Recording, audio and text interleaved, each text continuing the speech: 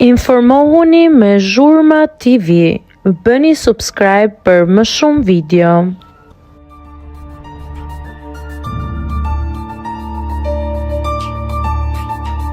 E vutëre, ja çfarë ndodhi Mozës pas prajmit të dieshëm. Mimoza Ahmeti vazhdon të jetë një nga personazhet më të ndjekur dhe më të dashur për publikun në rrugtimin e saj në fermë.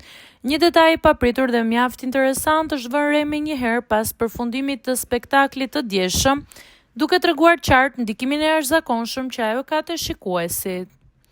Gjatë transmetimit të drejt për drejt, audienca ishte ndarë në 2 kanale të ndryshme. Në njërin prej tyre, ku ishin mbledhur pothuajse të gjithë banorët e tjerë të fermës, duke biseduar dhe ndërvepruar me njëri tjetrin, numri ndjekësve arrinte në 1600 persona. Ndërsa në live-in ku ishte vetëm Moza dhe ajo ndodhej e vetme duke dhuruar një performancë të qetë dhe duke luajtur në kitar, numri i shikuesve në transmetimin e saj kishte shpërthyer duke kapur një shifër rekord prej 146.000 ndjekësish live.